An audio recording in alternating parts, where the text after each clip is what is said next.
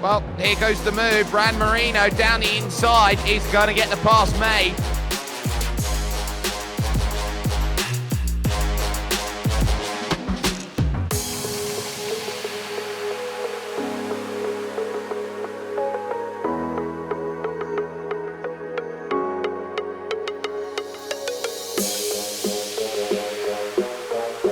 Down towards the opening corner. What a dogfight between these. Gran Marino down the inside of Rojas.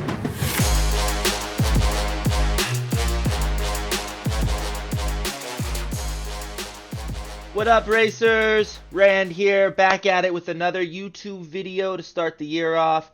In this video, I wanted to do a recap of my experience in the Ferrari Esports 2024 World Championship.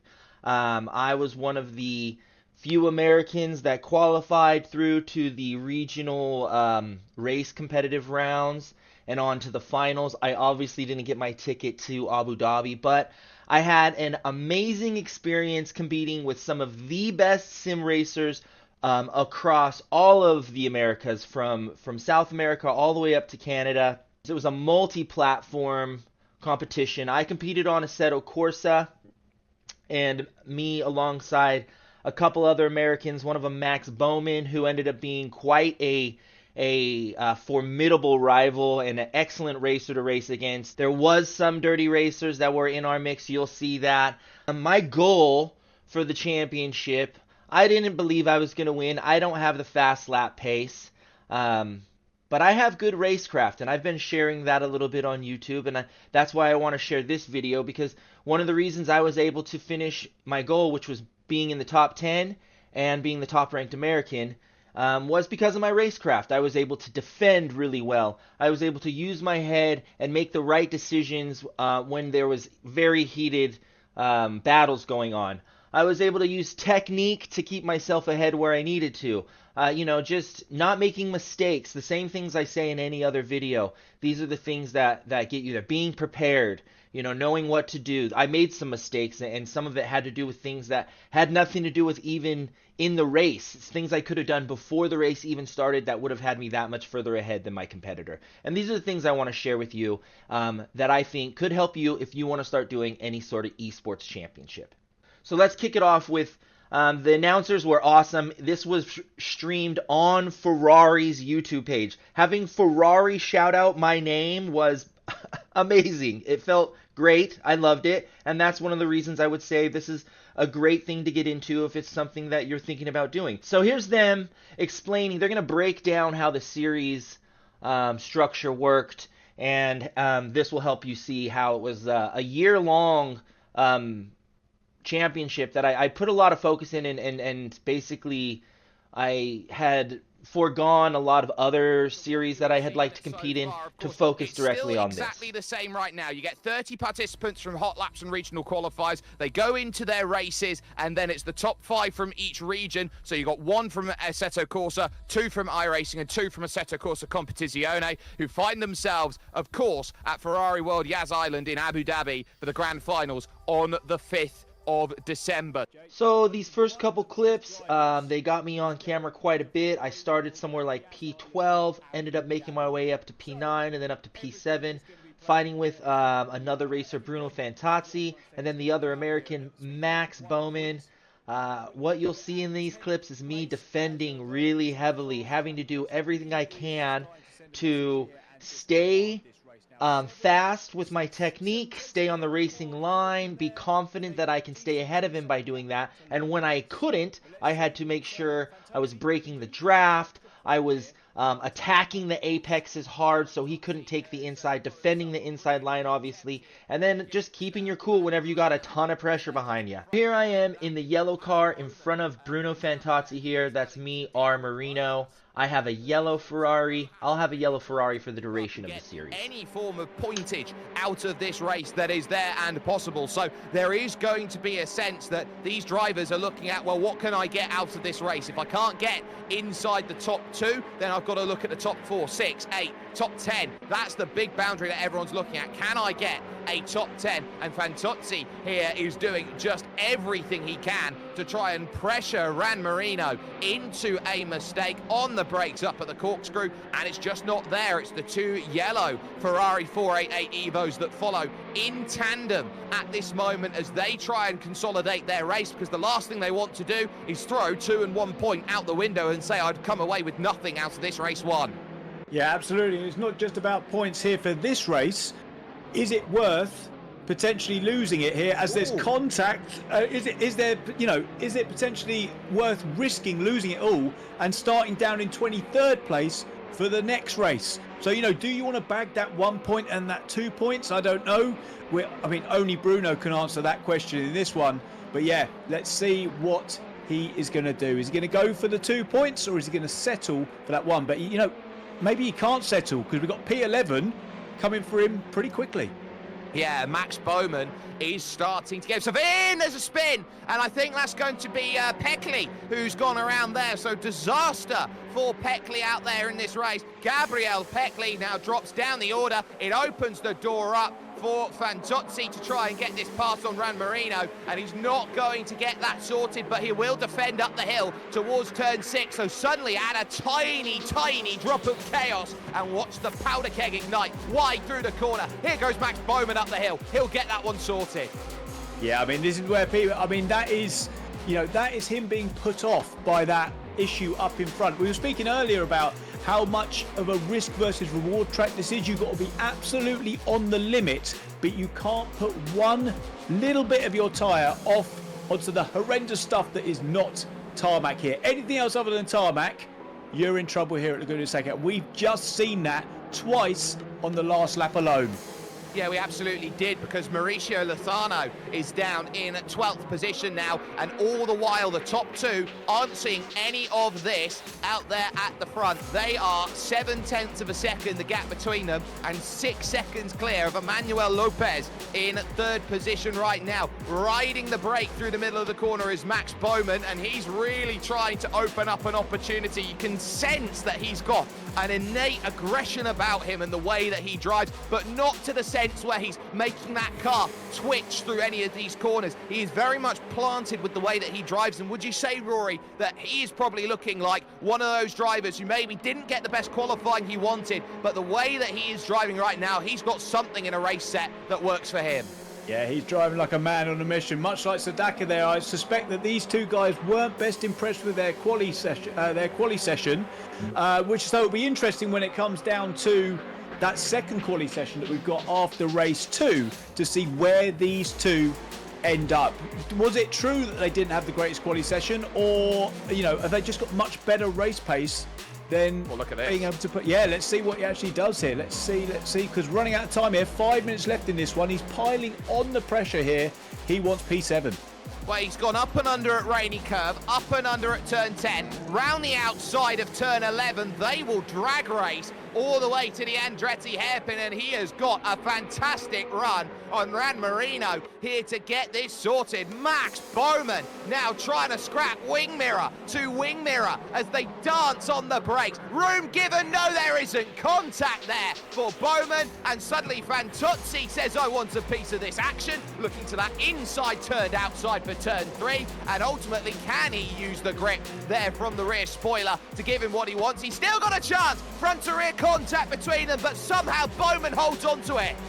Yeah, I think that was very much the case for Marino, saying, fool me once, shame on me, fool me twice, shame on you there, as is he still under pressure? I thought, to be honest, the contact was going to come out of turn 11, not turn 2, so I'm not surprised at all that happened. It just happened a little bit later than I thought. But now look how this has changed everything for Max here. I just want to real quick talk about that incident with Max. It was one of the few incidents that I was maybe neutral in with someone. I don't think I caused any accidents at all during the whole series or was at fault for any. In this, if you go back and look, you can see I left at least half a track for Max on the outside. We were side by side going into the Andretti hairpin. I was on the inside. He had all the outside. Little bit of contact. I say it was mostly his fault, but not a big deal. Racing incident. It cost him more than it cost me. the race goes on. Very, very happy about. But let's see what happens here for the top 10. So we've got 7th, 8th, 9th, and 10th here. 2 yellow Ferraris. We've got a white one, I believe that is, or is that a silver? No, it's definitely a white. And a blue one. Let's see what happens here. So, he was almost gone there at Rahal. Let's see if he goes for it in the corkscrew. Oh, it's late on the brakes, but ultimately backs out. So Ran Marino doing everything that he needs to, and they will soon be starting this final lap. I think they just have. We've got to look up at the top 2 in this race and see how it's going to play out between Lucas Vela and Brandon Hawkins. Surely we have to, with Max Bowman in 9th place, trying to throw everything he can here to dive down the inside with every point mattering. Big mistake. Big. Huge. And we might be 3 wide on the exit here, entering the final lap of this race. And backing out of it in the end is going to be Marino, because Fantozzi is there on the inside, hoping to try and find that move up, and there's the contact. Round they're going to go, 1 and 2, straight across goes Bowman, desperate to try and avoid everyone. He just scampers on by. That's going to bring Fantozzi through, and that's going to bring the likes then of Maurizio Lozano through right now. But you've got to keep an eye out on the front of the field, and hopefully we'll see it. More contact between them as they start driving through. There's the chaos we were expecting. Almost 3 wide as they go in towards turn 5. So you can see I made a big mistake and let Max take the inside. Never should have done that. When you're in front going into a hairpin and there's heavy aggressive attack behind you, always cover the inside, cover the apex hard. I should have done that. I didn't do that. It cost me in the end. The reason being, you can see Max and Fantozzi actually run into each other, and I just get collected on the outside and get smashed. I get the worst of it. Finish in 12th place. You start the next race where you finish this race. So for the second race, and unfortunately I made a mistake, you can see I'm starting here in the pit lane. And let's go for race 2 tonight, and let's get ourselves underway once more. A fantastic start off the front. Drama as they're 4 wide. We got 1 car in the pit wall. I'm starting from the pit lane because I was not prepared. I got confused on which platform I was able to do what on. I've been playing on multiple platforms, and on Assetto Corsa, you cannot go from the grid to the pit lane and the pit lane back to the grid. You will have to start from the pit lane if you do that. Unlike in iRacing where you can go back and forth. That's my fault, not thinking straight, not having all my ducks in a row, and these are things you can do before the race ever even starts to prevent yourself from making a mistake like this and starting in last place. Who is outside of that top 10? Bruno Fantozzi, we saw have a fantastic race. Max Bowman down there in 20th position, and Tyler Sadaka down in 24th. It has been a fraught race for all of those drivers who realise that there are no gimmies in the Ferrari HP Esports Series. You don't just magically get promoted with a victory. You've got to earn it, and they are finding out the hard way. Yeah, absolutely. I mean, as I say, they've got nothing to lose here. We got quali after this. It's all reset. They all get another chance to go again. As somebody else has gone off there. Is that Vinicius there? I think so. Or Roas in front of it. Yeah, Roas. That was Roas. I mean, it's difficult to keep up with all these guys. They're all over the show as they try and push as hard as they can here around this Laguna Seca circuit.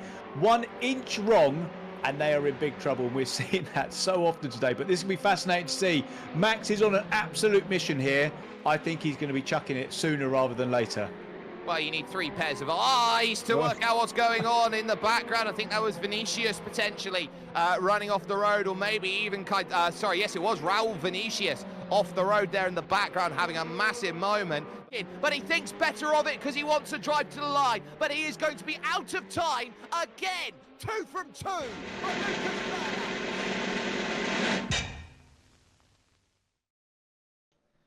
Not much in this race to talk about. I got in a little bit of a tango with Max again. One of the things you saw was I was doing a lot of middle of the road driving, having to exit right in the middle of the road, just making it hard for him to make a decision on whether he's going to go inside or outside. And that's the best I could do. After all said and done, I did get, I believe, 14th place. So I raised 10 positions. Not bad, but again, out of the points still. So we have the start of race 3, the final race at Laguna Seca, and at least this time I'm on the grid. I get a pretty good start. I'm the first yellow car on the left here. I make up some positions from 14th place. I think I get my way up to into 10th place. Yeah, I get into 10th place here, and even overtake Angel Chan ahead of me in 9th, so I'm inside of the top 10. But come turn 3 or turn 4, I believe Angel Chan punted me. You can see a yellow car back there in the background. That's me. And once again, for the second race in a row, I am all the way down at the very, very, very back of the grid. So, not much to talk about this race. Something crazy happened right here to make this whole series basically kick off. Here with 12 minutes and 6 seconds to go as they run, and Verla's out! Verla's out! What has gone on there? What has gone on there? Hopefully the production team can let us know what's happened with him, because all we're seeing here, he's disconnected from the server, we're being told. So, oh, that is absolutely heartbreaking. Heartbreaking stuff there. It's the racing equivalent of having the engine go bang. There is nothing you can do about it, and he is out. Finished this race, I think something like 15th place, nothing special, again out of the points. Now our series is obviously quite interesting. Lucas Verlet is now down 11 points to Brandon Hawkins, making the single golden ticket that they give to Abu Dhabi up for grabs. More of a dogfight now, while Lucas was, pretty much running away with it. In between these races, I made the decision to contact, after some research, a coach named Big Prenta. You may know him. He is a UK Motorsports member. He is actually on the race team. He raced officially for UK in the F4 live event they just did recently. The biggest problems that we figured out that I have is focusing, avoiding mistakes, and sticking to the plan. That's always been my biggest issue. I think that he really helped me pull it together, though, for this race at Nürburgring, and you'll see that it makes a difference. So let's see who's he's after next. Well, we will see who he's after next, and that answer is going to be Ran Marino, and that's how far forward he's got to look as they go through the left, then and in towards that Paget Racing curve for the third time. Here. This time, things are a little bit different.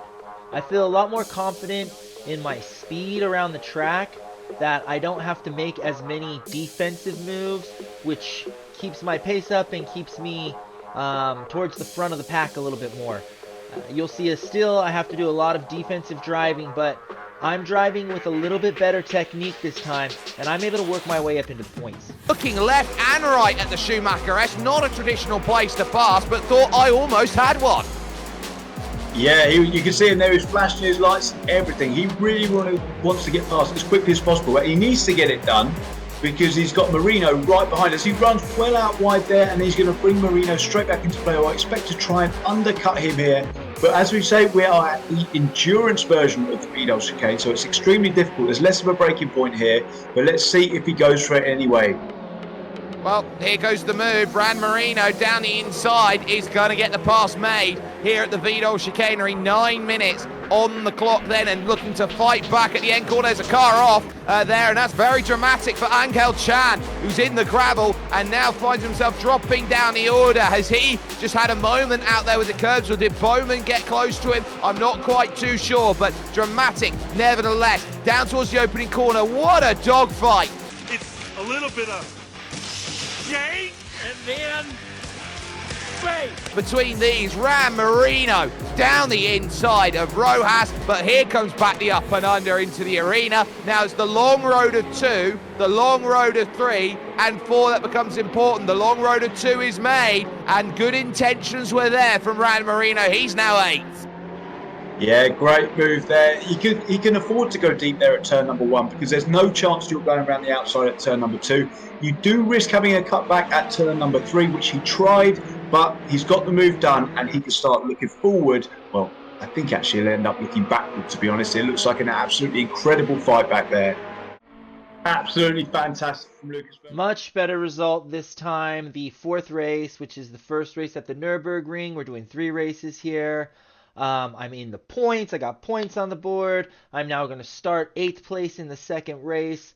I hope you saw that I was doing a much better job at my driving technique there. I was able to make more offensive moves, which is always a plus. So here we are, second race. This one went really well for me. Let's go ahead and take a look. Because over the anti-cut curves and round, it's going to go Lozano. And Mauricio Lozano now is going to drop dramatically down through the field as he gets it turning around. He's now outside the top 10, and all of a sudden, it is Santino Francadavico inside the top 5, seeing 4th and 3rd in front. The 3rd place here at the Nürburgring. Oh, Max Bowman now also dealing with Rand Marino here as the two Americans now go at it looking for places to be found. And Bowman has got what he wants, and he's getting better and better with each and every race here. So Max Bowman with a big smile there as he gets by. Here, let's see how quickly Merlo and Franco can pull away. I'm not sure they're going to be able to do too much, but let's see what they can do.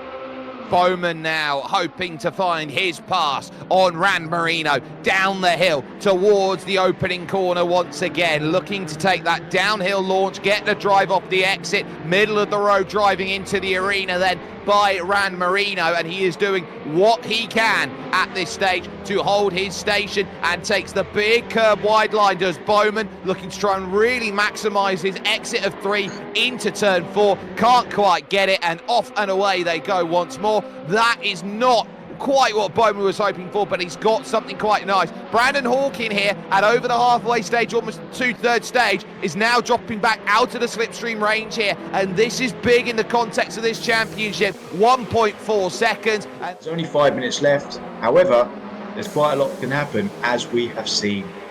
Yeah, there certainly is, and I'm just taking a look at who has dropped down the order, and it is Emmanuel Lopez, who is well up there in 5th position, and now he's fallen back with a mistake down to 9th. So Emmanuel Lopez dropping that 2:05 flat, 7 seconds, lost on a mistake, so he's spun the car somewhere out on circuit, and that's dramatically changed this one. So Marino versus Bowman is going to be for a top 5 here in race 5 of 6. So that's going to be a big one. Remember, they'll have another qualifying to go, of course, after this race for race number 3, and the final showdown that is there. But it will be at the moment a 4-point advantage, which will be turned into a 3-point deficit for Brandon Hawkin should they stay like this by the time the end of the race comes around. Yeah, and then he's going to have no choice but to beat Verla on track, something that he hasn't managed to do so far in any of the races in this area of the championship. But we're concentrating right now on Max Bowman. If we know Max Bowman, we've seen enough of him, and we're seeing the way he's driving right now, he is going to absolutely go for Marino here. He is not going to want 6th place. He's going to take every position he can and take every opportunity he can to do as well as he can. He's an absolutely incredible driver, incredibly aggressive as well, as we saw at Laguna Seca. So this should be a battle to watch for the last 3.5 minutes of this one. Turn number 1 from Lozano. Yeah, of course, you've got to remember that Mauricio Lozano is trying to recover in 12th position. He needs points. Bowman now continuing on, seeing Rand Marino there, trying to find a little bit. Here we are, once again, battling in the top 10. Me, Max Bowman, and our friend Bruno Fantozzi. This should get exciting. Here was the issue with Fantozzi in race 1. He joined too late. Is it more of the same here? Making their way up now towards the Schumacher S. Max Bowman here has got company, so now he's doing the chasing, but now he's become... He certainly has become one of those fantastic drivers who wants to try and get past Rand Marino as quickly as he possibly can. So we will soon see whether that is going to be the case. Bowman up the hill now is trying with 1.5 minutes left to go in this one to pretty much say, I can still get an extra place and every point will matter. Alexandre Fritz-Conti with a mistake and all that. We are 1.5 seconds difference. Bowman continues to remain close. Yeah, really close here. They're going to have to battle all the way down here. Let's see how he gets on. If he tries to make a move here, it's going to be difficult here through the Mercedes-Benz arena, but then he needs to make himself in the... Well, he needs to get in the correct position here for the big braking zones of the hairpin, and then towards the Vidal chicane where we've seen so many laps before. But I'll leave it with you, Jake, to talk us through this final lap here to see if Max can make the move. Well, Max wants it, and he really wants to try and make sure that he can get what he wants from it. Max Bowman has been sitting and looking to be as pretty as he possibly can, hoping that he knows that a day like today, he might be able to climb up. But at this stage, you start thinking about everybody else around who has climbed up, who has been looking at that adversity level and saying, we're all searching for points, but one driver's taking them all at the moment. He's put Brandon Hawkin and said he took him to task in race 4 of the season. In race 5, it was a lot closer. Hawkin stood up to the plate, but Verla still crushed it over right centre field. This has been Lucas Verla saying, I'm back to where I belong. 4th win of the season, 3 points clear with 1 round left. There he goes here, but it's not over here, so he's going to be relieved. But I'll tell you who's not going to be relieved are these guys here, as Max Bowman is absolutely chucked in, and he's gone. He's gone. This is the risk that he's taken, but that's going to be the end of that. Luckily, he didn't collect it. There it is. Top 5, best finish of the season so far. Really happy with that. Got a good chunk of points. Tied with Max on points. I'm now just outside of the top 10, so it's looking good. You saw there, once again, Bruno Fantozzi, a little bit of a dirty driver. He took Max out in the last chicane on the last lap. That wasn't me in that yellow car. That was Bruno. That let me just basically run away with it. So on to the last race of the season with a good chance at accomplishing my goals. There is one final race left in the Ferrari HP Esports Series regional qualifiers, the Americas Regional Finals, round 18, round 6 of 6. Who is going to book their place, Lucas Verla or Brandon Hawkin? Let's just take it to the end. He needs to. Ran Marino now finding himself in 9th position. He's trying to find some steady hands out there as Alexandre Fritz Conti, is there looking to get past Angel Chan, who's up into 7th position. He's done well, and there goes Skittles as they go through. Marino taking contact there. I think Rojas was caught in it, and that might have been Fantozzi who had thrown the car in deep. Massive amounts of contact and lots of drivers now throwing themselves down. I think Max Bowman will be another one who's there. Disaster down at Goodyear's hairpin. Max Bowman in and amongst it again. He always... Yeah, and that pride, I think, is being really shown. 1 second it ticks up at the front of this field, and Brandon Hawkin now knows he's in a duel, and he's got to really fight back. Ran Marino there in 10th place, looking at Rodrigo Rojas in front of him. P9 trying to get that pass through and sorted down at the Padgett Racing curve, and now looking to get that long launch down to the Goodyear hairpin and really try and exacerbate what has been a fantastic run from Ran Marino in race 2. He wants to get that back. The qualifying wasn't quite there, and he still just has to sit and wait and look for it because he'll be... has been from Ackerman, and he has pulled it off. But speaking of ambitious moves here, let's have a look as they run up towards the Vidal chicane here. He's actually taking the inside line, which will then become the outside line. So he's going to try and break a little bit later here and get the overlap. There's contact.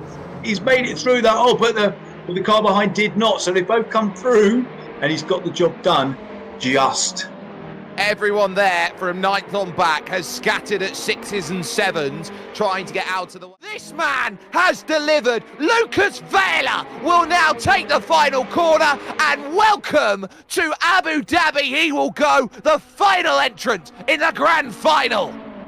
Absolutely incredible from Lucas Verla there. A well-deserved, incredible performance here from him. He's just been absolutely class. You know, Hawkin as well there going alongside him, flashing his lights there, showing a bit of respect. Last race of the season, I finished 9th place in the points. That helped me accomplish my goal. I tied for 10th place, which put me in the top 10, and I finished ahead of Max as the top-ranked American.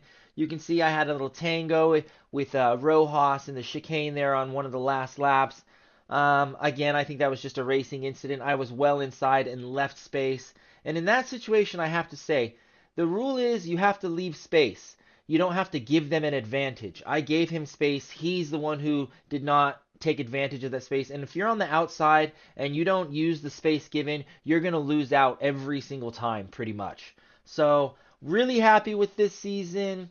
Congratulations to Lucas Verle, who got the ticket. He went to Abu Dhabi. I don't think he ended up winning, but I know he represented the Americas well. So I was only too proud to have competed in a race series with him. And so that was my experience with the Ferrari Esports Championship. You can see I ended up in a ton of the broadcast. I think that says something about the Americans. You know, we may not have the technique and speed of some of these Europeans and some of the South Americans, but my racecraft moving up, almost 10 positions in multiple races, and I definitely moved up positions in almost every race, I think speaks volumes. So hopefully you stay tuned to see what we do this year with our sim racing, and just so you know, I also do real racing, so we'll be doing some more YouTube videos on this stuff. So thanks for watching. Hit the subscribe button, hit the like button if you haven't, and we'll catch you on another episode of Racing with Randy.